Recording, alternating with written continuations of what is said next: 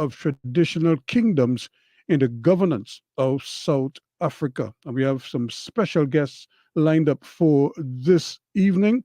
If I take a stab at them, well, my humblest apologies. Queen Kgabo Lorraine Molekoa, uh, His Royal Highness Prince Thabo Moloi, and His Royal Highness Aubrey Maleke. Gentlemen, Shabaka Kambon, Reverend Kwame Kamau, and Dr. Fergus, it's over to you. A very good evening to one and all.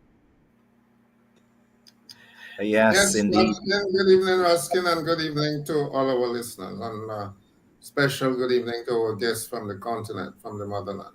Good evening to my brothers. Yeah, well, Dr. Fergus, let's before we even get into the program tonight, I just want to congratulate you once again Yes, on the launch of your new book, Against absolutely. Toleration. you know, Thank and, you. Thank you. Thank you. and a fine launch last week at the Central Bank Auditorium. We skirted the discussion now, so you still owe me that discussion on the book. No, well, we haven't had an opportunity to get in depth Yeah, into yeah, the details of it, and I think that's something we definitely need to do on another program of Indaba in the near future. Perhaps when you get the shipment of books that people could really buy, then we can have a good discussion because I'm sure that discussion is going to provoke people to want to have a copy of the book themselves certainly, and certainly. to enjoy that academic excellence that both Kwame and I have had a chance to get into. I'm sure. Kwame, how's it going for you? So far, so good. I'm loving every bit of it. I don't even know where to begin with my questioning. I'm hoping that our beloved Baba, the very distinguished historian of the people, the man of the people, is ready to hit those balls out of the park. But many and varied are the questions that we'll be having, and of course our follow up. With Dr. Fergus, but again, kudos, fantastic job, very well done, very excited about it. I love thumbing through the texture of a book myself. So there's nothing like the touch and the feel of it. So I'm salivating. I can't wait to get into that element. But I love the quick reference that the digital affords me. So I have bragging rights that I have access to the digital. So I feel special in that regard. Doc, I feel Thank him you, out making brother. a Thank plug for you to give him a copy, before he can finish reading the book. No, I'll definitely want to contribute, but I want it signed. I want it autographed. Yes, Yeah. with a I think special note.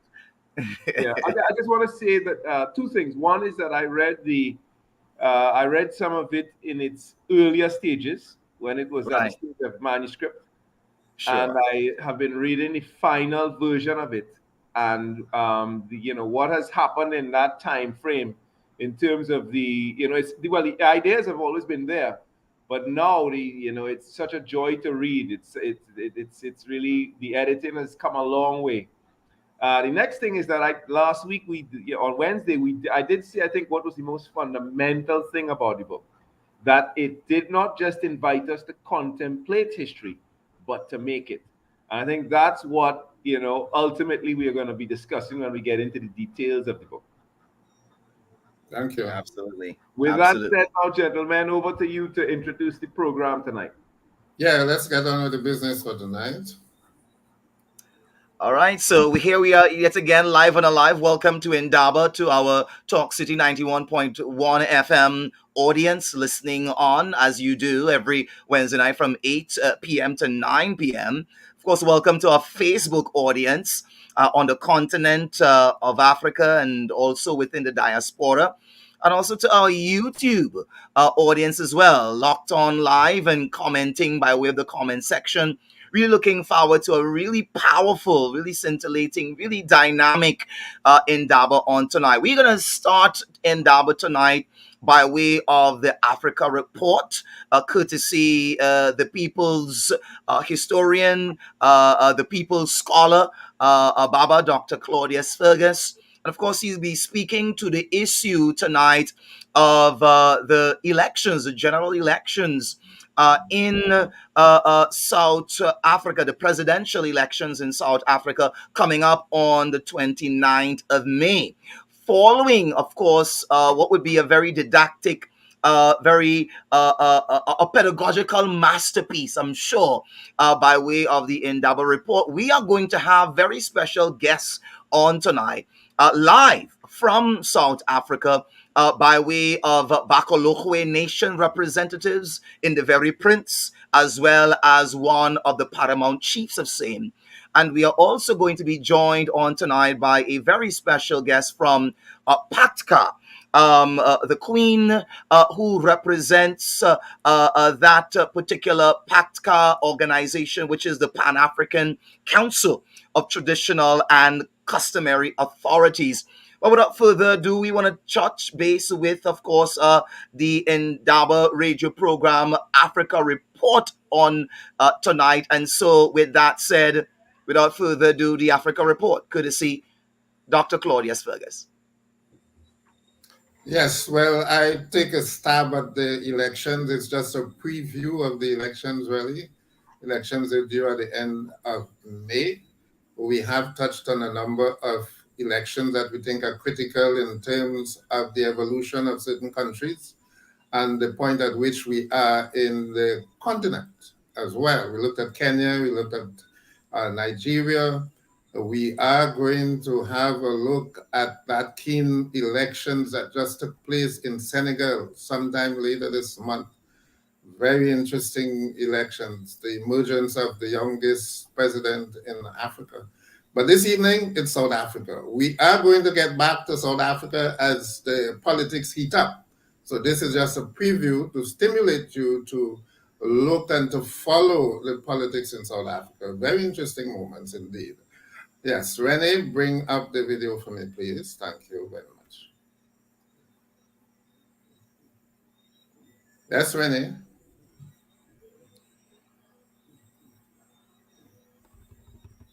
We have some key political dynamics emerging in South Africa. I'm sure people would be quite interesting. I'm sure my brothers are keenly following as well. They don't miss a thing. And seeing that we have our guests from South Africa, I'm sure they are just as sharp with respect to developments. Renee, where are you, Renee?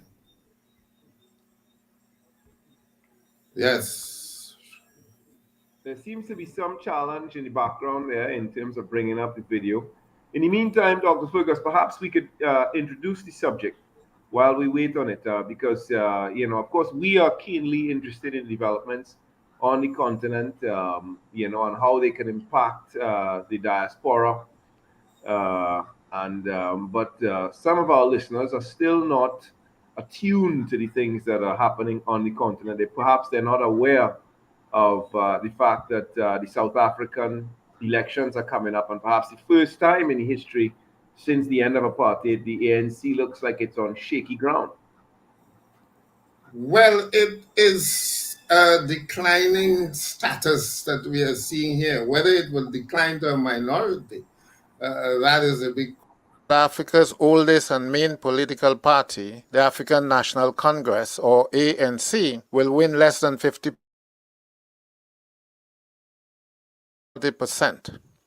But first, let's frame this preview within the context of what governmental systems look like in the African Union.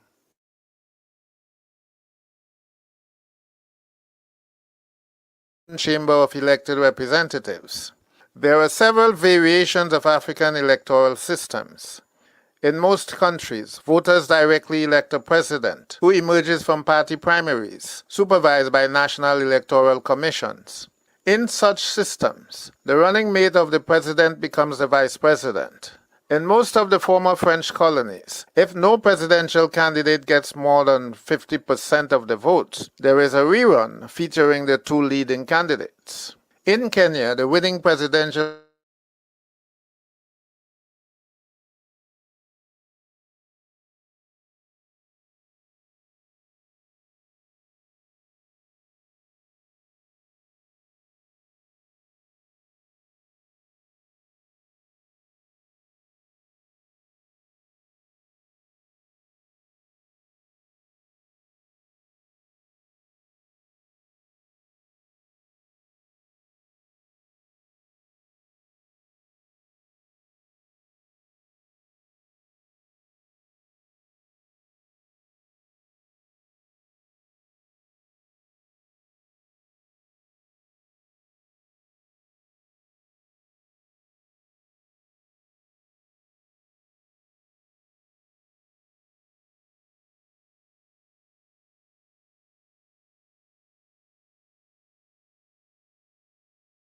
previews South Africa's general elections due on 29th May 2024. Pollsters indicate that for the first time, South Africa's oldest and main political party, the African National Congress, 50% of the total votes. This could be as low as 40%. But first, let's frame this preview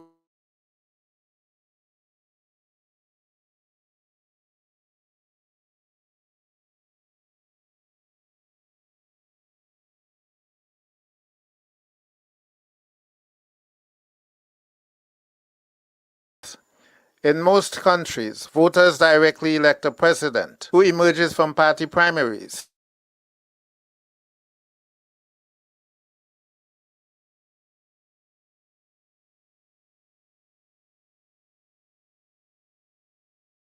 Candidate gets more than 50% of the votes. There is a rerun featuring the two leading candidates. Incoming presidential candidate must also win 50% of the vote in a first or second round of voting. In Nigeria, the 50% rule does not apply, but the winning candidate must win a minimum of 25% in 2/3 of the 36 states, plus the federal capital, Abuja. If no party achieves this feat in the first round, there will be a second round to settle the matter. No other country follows the Nigerian model. South Africa and Ethiopia have similar systems. No one runs for president. Instead, the new National Assembly constitutes itself into an electoral college. In Ethiopia, the president must remain politically neutral, carry out mainly ceremonial roles, and serves for a different number of years to members of parliament. Whenever a president's term ends, the National Assembly elects a new president. But after every general elections, the National Assembly elects an executive prime minister. In Tanzania, MPs elect a president who selects a prime minister from the National Assembly to form a cabinet. Also, some countries like Tanzania and Uganda reserve certain number of seats for women. South Africa operates a proportional representation or PR system. Parliamentarians are selected by their parties based on the percentage of votes won. For the first 200 seats in the National Assembly, voters select a political party. For the remaining 200 seats, voters elect the parties named in the 9 provinces and the independent candidates, if any. The 2024 elections will be the first to allow independent candidates. In South Africa, the party with a parliamentary majority usually nominates its leader for president. The deputy leader of the party invariably becomes his vice president. The ANC has ruled South Africa since the first democratic elections in 1994. That's 30 unbroken years. 2 months from now, South Africans will return to the polls to elect national, provincial, and metropolitan representatives, and indirectly a new president. Electoral support for the ANC has been on the decline since 2004, when it captured 70% of the votes, the highest ever, under Thabo Mbeki's leadership. In 2019, they achieved 57%. But in the local elections of 2021, it fell below 50%. The signs are therefore ominous for the ANC. So what are the political dynamics we should focus on as we approach May 29th? Despite his rise in global stature for leading the case against Israel in the International Court of Justice, President Cyril Ramaphosa is not a popular president. His tenure has been plagued by corruption scandals, power outages, economic challenges, and the sharp fall in the rand by almost 50% since 2019. In 1994, the ANC faced strong challenges from 2 fronts, the strongest coming from the National Party of the Afrikaners, and a smaller but significant Inkatha Freedom Party of Prince Mangosuthu Buthelezi.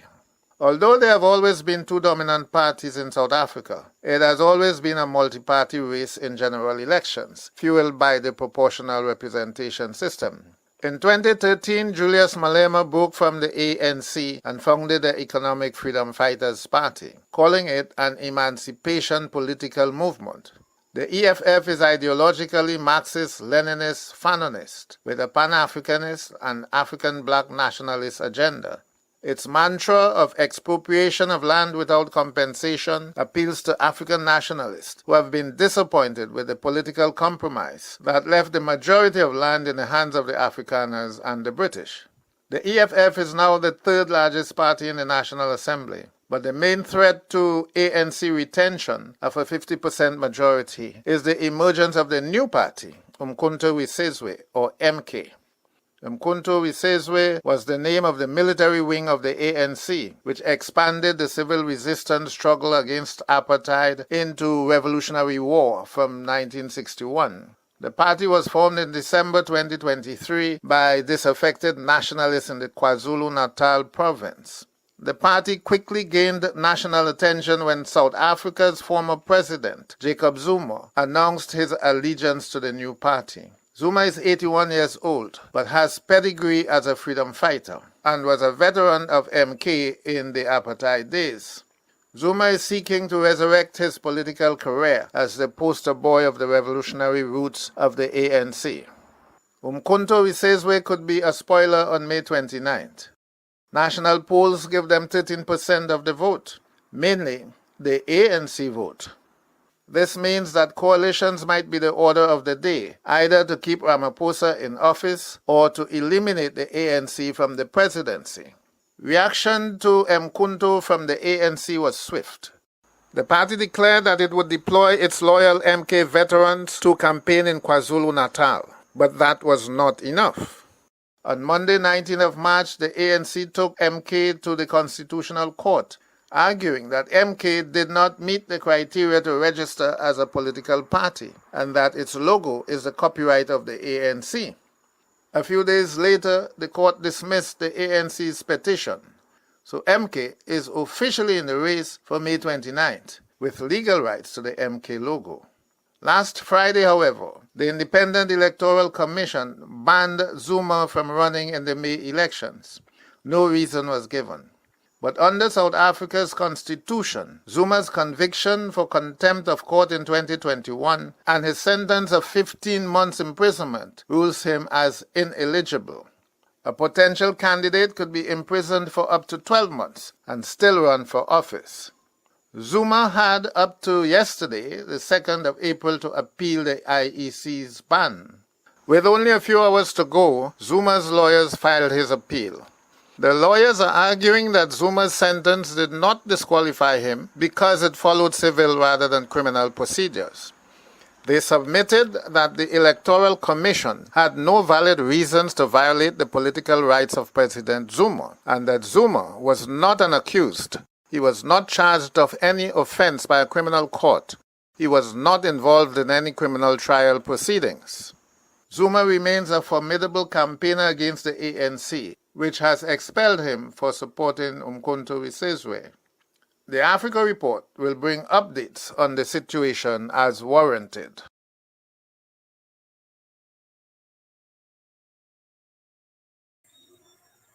Yes, apology to the listeners there. We had some internet instability which made the presentation also unstable. But there you have the Africa Report for this week, South African elections. And we have our South African brothers and sisters there who may want to comment on the report before the interview. Over to you, my brother Kamau. Thank you so very much. It gives me great pleasure and joy, first of all, to congratulate you on yet another amazing Africa report. But secondarily, it also gives me great pleasure. Many persons see me carrying the handle of His Royal Excellency Ambassador Reverend Kwame Kamau. And so, by way of tonight's program, you'd be able to understand a bit more why that is so. Among the African kingdoms that I represent with great pride and pleasure is the Bakolokwe nation. And with us in this very esteemed kingdom of Azania, within South Africa, we have the very prince, the very crown prince, the heir apparent of the Bakolokwe nation. And so I present to some and introduce to others on tonight, again, the crown prince of the Bakolokwe nation, no less a person than His Royal Highness, Prince Thabo Jani Moloi. And so we say, Baete, Baete, Greetings and welcome, of course, to Indaba. To you, you are also joined on tonight by Paramount Chief Aubrey, whom we hope will join us by way of screen and unmuting shortly. There you go. Beautiful. Perfect. But first, over to you, Prince. A very pleasant good night, good early morning, your time. Again, Baete, please weigh in on the Africa report. We have quite a scholar in Dr. Claudius Fergus capturing all the machinations as they are taking place live in South Africa. Can you weigh in on his Africa report before we delve into your segment? And again, welcome to Indaba. Please unmute, my king, your majesty. Prince Moloi, please unmute. You are muted. There seems to He be may some not be technical hearing. difficulty there. He may not be hearing you. It's possible. Paramount Chief Aubrey, if you can hear me, please unmute. It is quite late their time. It's after 2 in the AM in South Africa. So we want to thank you for making a special effort to join us live on Indaba. Certainly a pleasure and a privilege for all of us. But if you can unmute, you need to unmute your mic, the lower left screen, touch the mic, you are unmuted, and we can go. I'm not sure if Rene can assist with that backstage by way of the technical challenges. I think the problem might be he may not be hearing us because there's no indication that he's making an attempt to speak or to respond to you. So I think he needs to understand that if he is hearing us at all, that he should speak as soon as he's resolved the problem he's having. Oh, there we go. Yes, So Prince, yes. So Paramount Chief Aubrey is unmuted. We'll start with you, and then we will segue to the Crown Prince. A very pleasant good night to you, Paramount Chief Aubrey. Welcome to Indaba. Did you see the Africa report? Question number one. And what are your thoughts? Please weigh in if you can. Paramount Chief Aubrey. Greetings, my leaders. How are you? We are doing quite fine. Welcome to Indaba. Yeah, I think the question I would want to ask right away to the Paramount Chief and to anyone else within our program tonight is there a chance, a real chance, that the Afrikaners could regain control politically in May? I don't think so, but I would let them answer that. Yeah, You see, Paramount if there's a Aubrey. coalition, Shabaka, the question about coalition is a minority could muscle itself into the presidency, depending on the trade-offs, and that is a concern that we may have.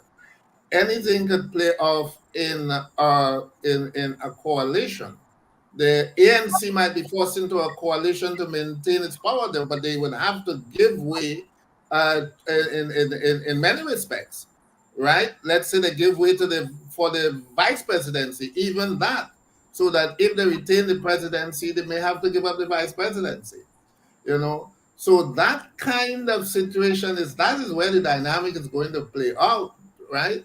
The new party could be, the main beneficiary because they may be able to if the UNC, because a lot of them are former ANC associates, and members, a lot of them, you see. So they could also, negotiate that kind of trade-off where an MK person could bargain for the vice presidency, but the same thing could happen to any one of the other parties in alliance with one of the big winners in the elections. But I'll let the prince answer that if he's hearing us at all.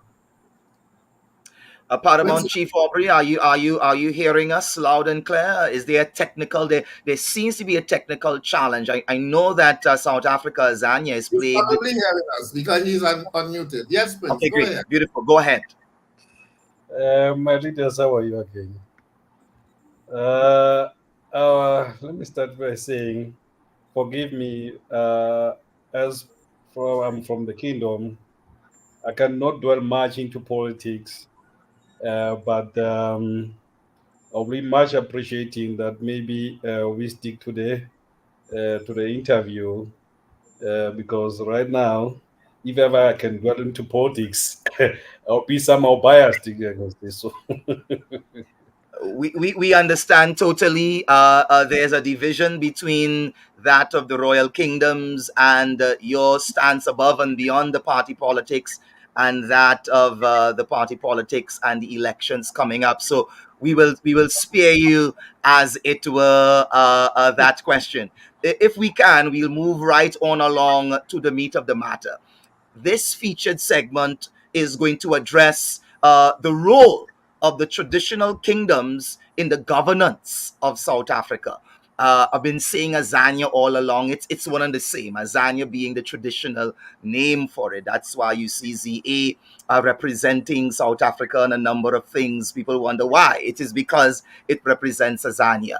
Let's talk about that. What is the past role, the historical role of, as it were, the kingdoms, the traditional kingdoms in the governance of Azania, in the governance of South Africa, and perhaps how does that differ from what is being obtained now? But let's start in the past. What is the historical role of the traditional kingdoms, the kings, the queens of South Africa in the governance process? If you can touch on that issue, we'd be very grateful. thank you for that.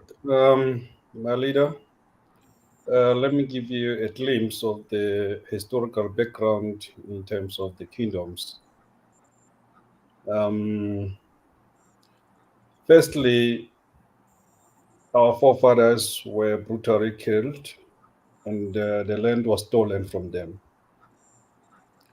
During the emerge of our forefathers claiming their land back, they went to England to partake in terms of the negotiations bringing the land back. But when they get there, they found a panel waiting for them.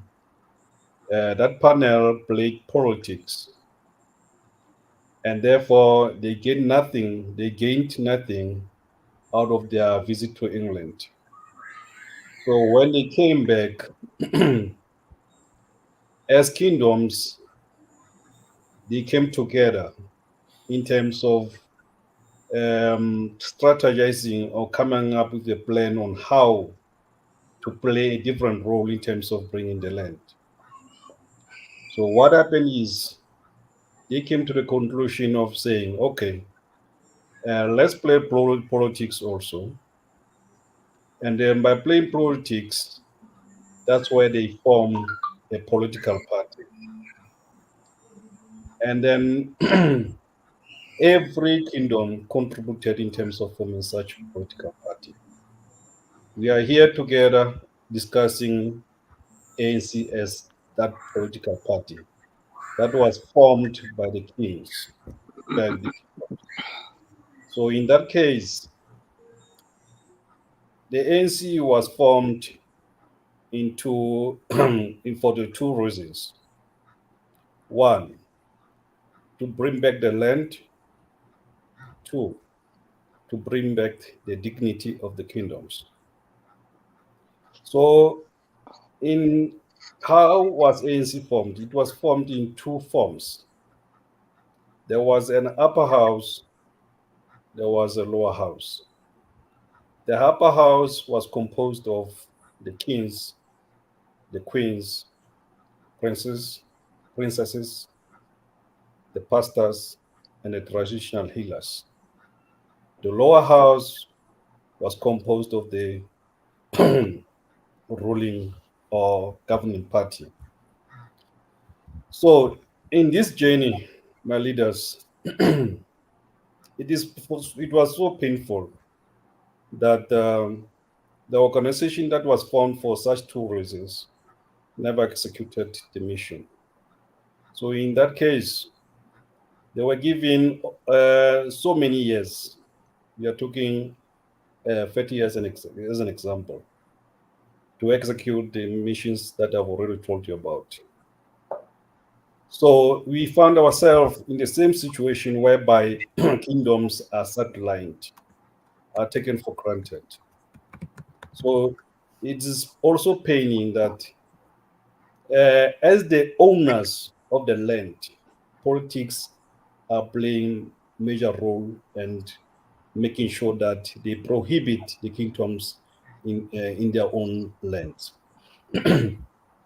So in this case, we will say to you, my leaders, that we are trying by all means as kingdoms to make sure that the land at large comes back to the kingdoms. As we are speaking, we made several moves in terms of going to the headquarters, which is the Lutuli House of the ruling party. We went there as kingdoms trying to come into table or negotiations so that they can come to the table and understand that the land belongs to the kingdoms. The land does not belong to politics at all.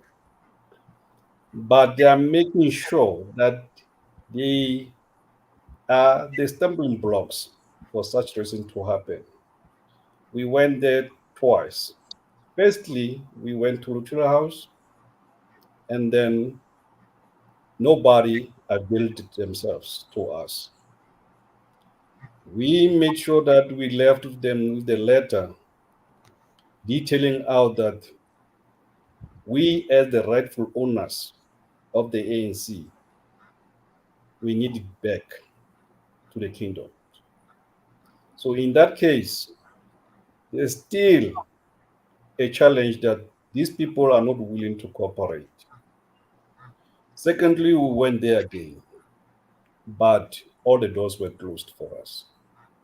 We found ourselves as kingdoms in a mountainous challenge, and therefore we are all gathering together again to strategize and plan what is the way forward. I thank you. Thank you. Thank you so much. I want to bring the prince in at this point in time. Good to have you back. I saw that you experienced some connectivity issues. Uh, there's a bombshell that was released on Indaba exclusively, which is that the kingdoms of Azania are actually responsible for the creation of, as it were, what is called now the ANC. Before we talk about some of your current challenges and future projections, I want you to connect some dots.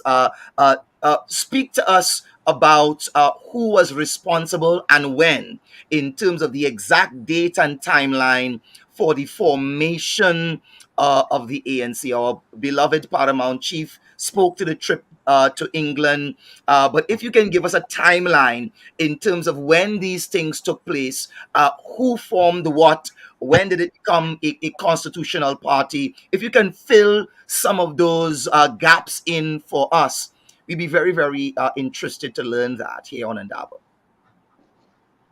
Good morning, Ambassador. Good morning, everyone.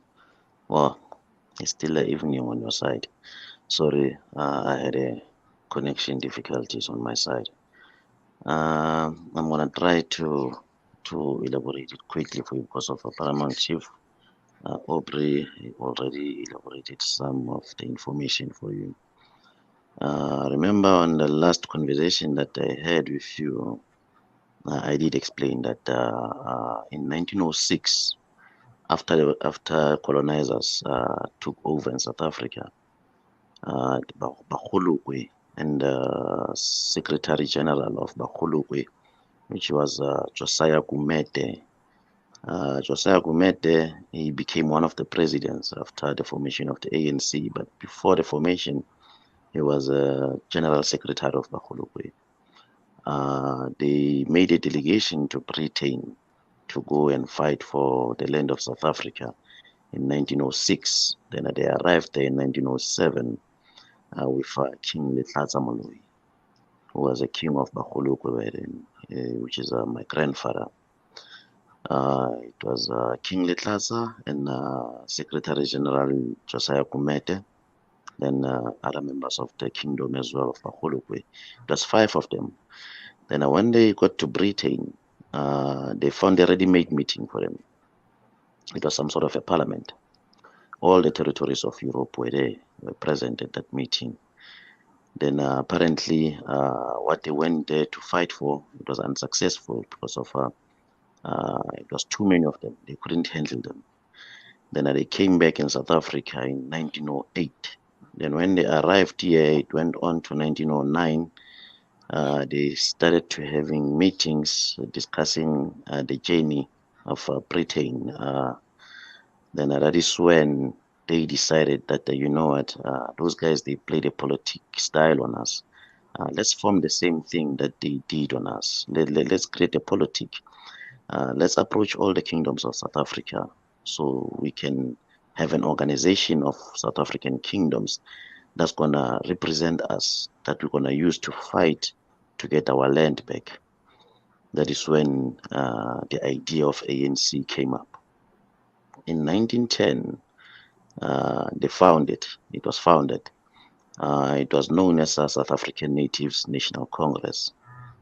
Then from 1912 to 1912, those 2 years, they spent those 2 years approaching all the kingdoms, convincing all the kingdoms to become part of it. And apparently all the kingdoms were cooperative. They joined ANC, and you won't believe every kingdom of South Africa that joined ANC, they had to contribute cattle. Every kingdom, the joining fee of the ANC was 100 cattle from each kingdom. So ANC can have its own budget because of for them going to Britain in 1906, they spent a lot of money. They spent about £2,000. Then they realized that this organization is going to need a lot of money. So every kingdom that's going to join here, it needs to contribute. Then in 1912, all the books were closed. All the kingdoms were in. Then they tried again in 1915. They went back to Britain in 1915. But unfortunately, it was unsuccessful again because of they were not willing to let this land go because of, South Africa with resources. We've got quite a lot of resources here. So it was not going to be easy for them to let go. And it went on and on up until 1919, where the kingdoms decided that, we've got this organization that we're going to use to run the country as one. So we need to implement rules for it. We need to also implement a constitution for it. They implemented a constitution of the kingdoms, which it states clearly that the people that's supposed to constitute ANC, I will say South African Natives National Congress, it's the kings, the princes, the chiefs and paramount chiefs, or the king, the royal members, were the ones who were supposed to compose the ANC. Apparently, as you see now that the politicians are in charge of it, that is not how it's supposed to be, because of one of the reasons why the kingdoms lost ANC to colonizers. In 1931, ANC was captured by colonizers. ANC was not captured a few years ago, maybe after apartheid or after Nelson Mandela. It was captured in 1931. We went to apartheid and back, ANC was already captured. So as you see, the ANC of today, the president that ruling ANC currently, he was the lead negotiator during Koresa meeting. I don't know if maybe you guys are aware of Koresa meeting that we had in 1991 and 1992, where colonizers had a sit-in with the politicians to discuss how are they going to work together to run the country. And apparently ANC did that without consulting any kingdom. They did that on their own, and they were not supposed to do that because of ANC does not belong to politicians. It belongs to the kingdoms of South Africa. All the kingdoms of South Africa, ANC belongs to them. So one of the reasons why they took an advantage is because of the history was too long. The people that were in charge of ANC, especially my grandfather, he died somewhere around 1930s after it was captured. So most of the kings as well, they were gone after the apartheid. So the colonizers used that as an advantage to them that they're gonna keep on uh, looting this country using ANC. Yes, ANC did fight for apartheid, but they never completed the mission of its purpose, which it was a land and the dignity of South Africans and kingdoms. The only thing that they fought for was a democracy, which it was something that was not supposed to be, that they were not supposed to fight for. But we did appreciate that because of it brought peace in the country. But the worst mistake that they did was to not involve kingdoms during the discussion of Koresa meeting. And if you can go back to history a bit, Prince, sorry to interrupt, but I want to yes, ask yes, a Shabaka. question. Um, you mentioned the date 1931 as the date when the ANC was captured. Yes, The Freedom Charter was launched that's the original Freedom Charter. The revolutionary document was launched in 1955. 1955. Yeah. Yeah, I find it difficult to see a party that was captured by the ruling elite coming up with a Mm. freedom charter. How do you explain that? How do you reconcile that? You know, when it comes to freedom charters in 1955, as I've said, it was already captured. Before 1931, ANC was taking the report. ANC was reporting to the kingdoms, which is the upper house. Then after 1931, none of the ANC members were reporting to upper house. The colonizers. They were already controlling it. Even with Freedom Charter that they created in 1955, the colonizers were part of it. It raised lots of questions in South Africa. Even today, some of the people are still discussing it. That how did they create the Freedom Charter? Because of Freedom Charter, the colonizers were part of the group that was creating a Freedom Charter. There are lots of things that you guys you don't know about outside South Africa. The reason why I'm saying this, some of the information they're not displaying it on media. It Yeah. it No, ends here in South Africa because of the people that captured ANC are the ones that owning the media in South Africa. yeah. I just So want to drill down on this one question before we move forward. yeah, The original Freedom Charter was mm, therefore not a document that you all would have been happy with. And because the ruling elites of South Africa abandoned the Freedom Charter when mm, they, after apartheid, and created something new to live by. The original Revolutionary Freedom Charter is no mm, longer the Freedom Charter of the party, mm.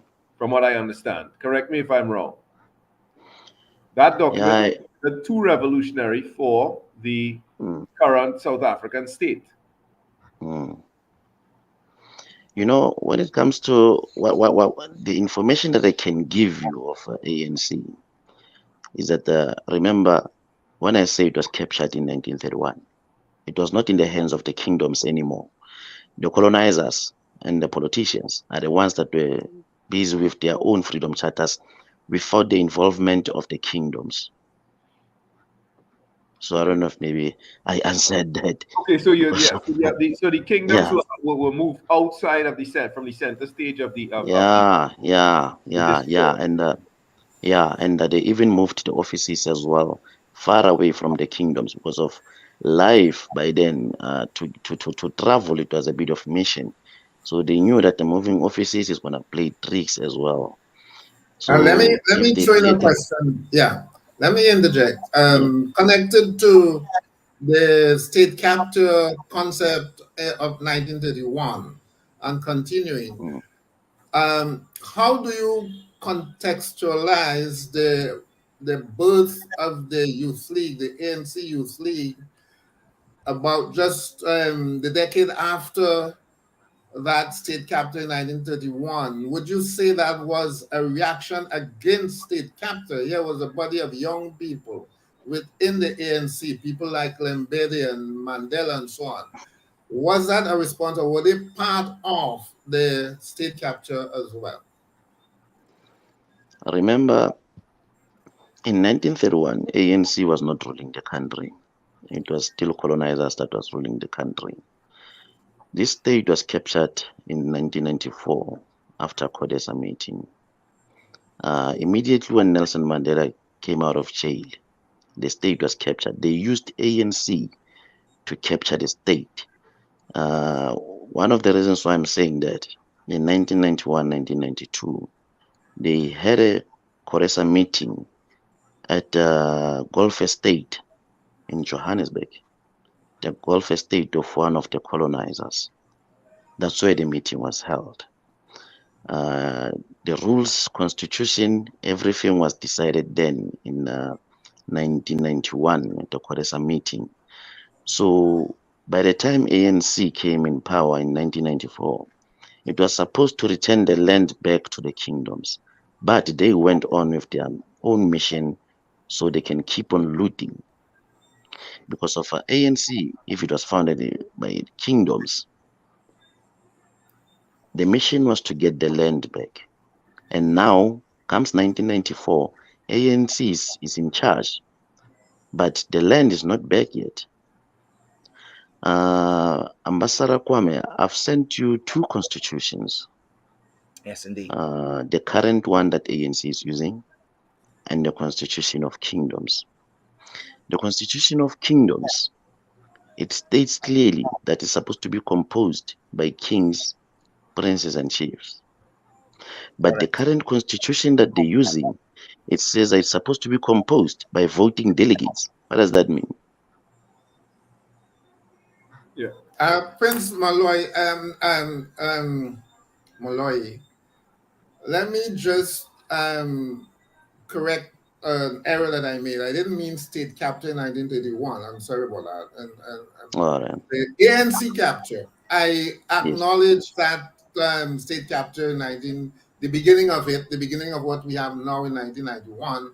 We know that Mandela would have gone very early to the United States, and some believe that was also part of the compromise. But in 1931, the capture of the ANC, that concept, and the birth of the Youth League, because some of the people in the Youth League were also instrumental in the framing of the Freedom Charter. And then we see what may be in your narrative a flipping of that position to surrendering to the white supremacist appetite establishment from around 1991 in order just to get a hold of government and not really a hold of power as such. So could you roll back a little bit and speak to that period between the capture of the ANC and the rise of the Youth League and what transpired after that? You know, Mr. Fergus, to answer it easily for you, if ANC is captured from me in 1931, whatever happens inside ANC after 1931, it won't come to my knowledge. Currently, they are the ones that's controlling it. They are the ones that deciding on it. What I can tell you is that the Youth League of ANC, they didn't know anything about capture. The people that knew that ANC was captured, remember, the president is the driver of the ANC. The Secretary General is the engine of the ANC. Once ANC was captured, only those two people knew that ANC was captured. The person that assisted colonizers to capture ANC, it was the acting Secretary General in 1923. He's the one that brought the colonizers inside the ANC. He fight. They had a fight with the kingdoms because of he wanted to make an alliance with them. And the Constitution of 1919, the kingdoms made it clearly that they giving the ANC power to make an alliance with other parties, as long as those parties are non-European parties. But the Secretary General of ANC in 1923, the acting Secretary General, he brought in the colonizers. He brought in the Prime Minister of South Africa inside the ANC. Oh, okay. Your Royal Highness, Prince, let's, for the benefit of our listeners, with 10 minutes left, those who are listening to us on the radio, I want to advance the conversation a little bit. So it's clear that the royal chiefs, the traditional leaders were separated from the original formation, from the party that they formed originally. They were definitely instrumental in forming originally. And Yes. and that you are expressing already a sense of dissatisfaction with the way that you were treated since the ANC took power in 1994. That's already clear and evident. Yeah. So perhaps Yeah. now, I just want to ask. There's an organization called the Congress of Traditional Leaders of South Africa. Is the Bakaloko Kingdom part of that organization as well? Do you mean COCTA? Yes. COCTA is an organization that was founded by ANC. And if I can tell you something about that organization is some sort of a fraud as well that was created by ANC to destroy the kingdoms of South Africa. That organization, they having their own structure that they're working with. They recognizing their own traditional leaders council. They trying to control the kingdoms with that organization, if I can put it like that. Because of I remember there was a time where last year where we went to Lutuli House to approach the ANC. Then they said to us, because of ANC belongs to us, they even admitted, they said, yes, ANC belongs to Bakolokwe and the other kingdoms of South Africa. So if you guys want it back, can you please go through the channel of COCTA so they can reinstate the kingdom? Then after reinstating the kingdom, you will come back for the ANC, because we want to do everything in a proper way, to an extent where if other political parties challenges us, so they can see all the records that everything was done in a proper way, so they don't take us to court and stuff. I said, okay, it's fine. Because of you putting it like that, it's fine. We will go that route to reinstate the kingdom, then we'll come back for ANC. But I made it clear to them that, if we're meeting with COCTA, we're not going to accept any recognition that you guys are busy doing in the kingdoms, because we know that recognition is a fraud. The only thing that we will allow you to do is to reinstate the kingdom, not to recognize the king. Then they said, yes, it's fine. No, we understand. You're going to meet with the minister in Bloemfontein.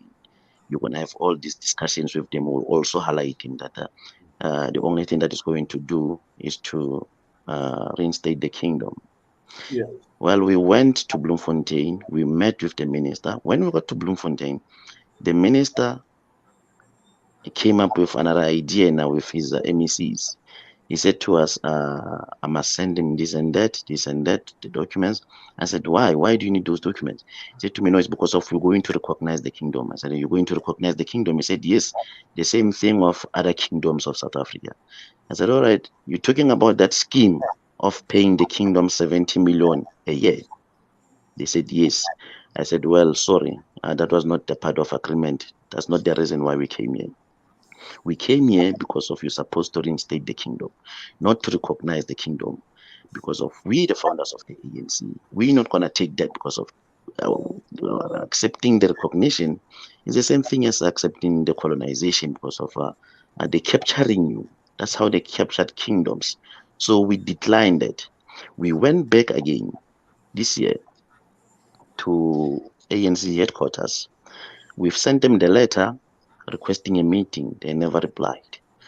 We've sent a letter to president. He never replied. Yeah. So, Prince, I even spoke to. Yes. With what you're telling me, it seems obvious that you would want to support a different political entity in the upcoming election. So I'm going to ask you to identify that entity, and also I would like you to let me know if the other, how many of the other groups are going to follow, we're going to join with you, how many of the other traditional leaders will join with you in that move to transfer power to another party in the upcoming elections. If I can tell you that the owners of the land of South Africa, most of them are not recognized by COGTA and ANC. So all those owners of of the land, they're going with that party. Because of that party, we even met with the president. He promised that his mission is to return back the land of South Africa so we can nationalize. Which president is who is making this promise? Is the president of that party. I don't know if I'm allowed to mention it. Yeah, of course. This is All right. Indaba. This is the place where knowledge All right. grows, and All right. we're open Yeah. for this discussion here. Yeah, we And met with Indaba is a President. South African word, huh? Indaba is South African, huh? In language. Yeah, yeah. We met with President Jacob Zuma. He founded his own political party. Even from the foundation of this party, the consultation was made to the kingdoms. He even presented to us that by the time he was a president, even if you can go back to history, to his old videos on YouTube's whilst he was still a president, he was always fighting to return back the land to the kingdoms. But he did mention that he never had support from the ANC members because of all the captured ANC members. They were not supporting it because of the enjoying benefits from the people that captured ANC, which are Stellenbosch mafias. If you can go to profiles of the politicians of South Africa, of all the leading political parties, you will see all of them are millionaires. All of them. And How does Prince, a we are at the politician top become of a the hour. We millionaire? are at the top of the hour, Prince, and we are Mm. having to close within minutes. So, in your final comments, your closing remarks, could you tell us, give us an idea of what next? What's the way forward? We may have to Now, bring you back. What's the way forward? Yeah. the Closing way remarks. forward now, yeah, the way forward now, the kingdoms have met.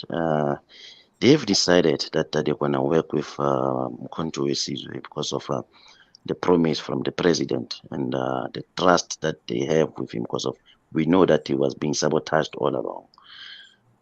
Another mission, we are Prince, still in a mission of taking back the ANC to the kingdoms. We're going to approach it in a legal route now. yeah. So Prince, two questions quickly. One, No, we don't have time. We don't have time, Shabaka. We one don't have quick time for the not even Shabaka. one. We don't have time for the questions. We'll have the whole those questions. It's been a pleasure having you here on Indaba, and of course, we look forward to having you again sometime soon. Hopefully, before the Thank, election. There's so thank you many very more much. questions we could ask. Yeah, Thank you your very much, closing, Shabaka. Kwame, please Sure. recognize our listeners online and close I the evening. absolutely I absolutely look forward to it. First of all, I would like to recognize the various loyal listeners and viewers in Jamaica, Dan Man Olabisi out of New York, Queen Sister Deborah out of New York, Dr. Clive E. Banks, His Royal Majesty, Royal Kingdom of Judah in America, sending his regards, and all of the other persons chiding in, Burnett Seeley et al. They are very excited. They're all chopping at the bits. It is sad that it is so late in the rising, the morning period for you, because the listeners want to go. But we are at the end of Indaba, and we want to thank you first of all, Your Royal Highness. Jani Moloi, our crown prince and heir, for spending this time. It has been indeed a lesson well learnt. Dr. Kalafani out of New Jersey is asking for a copy of the Africa Report and this edition of Indaba. So clearly, you have left your mark on our viewers and our listeners. We want to thank you as well, Paramount Chief Aubrey, for supporting His Highness as you do so very wonderfully on tonight. We are out, of course, of time, but we're not out of love, we're not out of faith, we're not out of words. We want to thank our producer behind the scenes, Queen Mother Zakio Zuma Wadada. We also want to thank our technical staff in Renee Francois as well. And we invite everyone here, please tune in. Share this video far and wide. We have exclusives with the royals on the continent, and we'll be bringing you ball by ball developments as it relates not only to South Africa, but all of the other intrigues and interests on the continent. This has been yet another edition of Indaba, and until the next one, we want to thank you. We are indeed the voice of the Emancipation Support Committee, the voice of the people, the place to find consensus. And Indaba literally means the place where knowledge grows. I would like to thank my co-hosts, Baba Dr. Claudius Fergus, and of course the revolutionary extraordinaire, this activist extraordinaire, brother Shabaka Kambon. I am yours truly, His Excellency Ambassador Reverend Kwame Kamau, and we are signing off for tonight. Thank you so much. God bless. Good night for now.